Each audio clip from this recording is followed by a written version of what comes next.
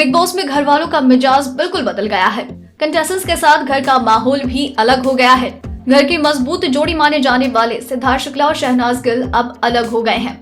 दोनों की लड़ाई को लेकर शहनाज के पिता संतोख सिंह की भी इस पर प्रतिक्रिया सामने आई है। संतोख ने कहा, जब मैं घर में गया मैंने शहनाज को सलाह दी थी कि वो रश्मि के साथ ना बैठे क्योंकि वो ब्रेन वॉश कर देती है।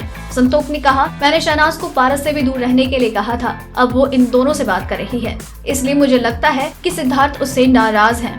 सिद्धार्थ ने शहनाज से लड़ाई के बाद कहा था, जो अपने बाप का सगा नहीं हो सकता वो किसी का सगा नहीं हो सकता। इस पर संतोख ने कहा, सिद्धार्थ ने ये बात शहनाज के रश्मि और पारस के साथ बैठने के चलते कही थी।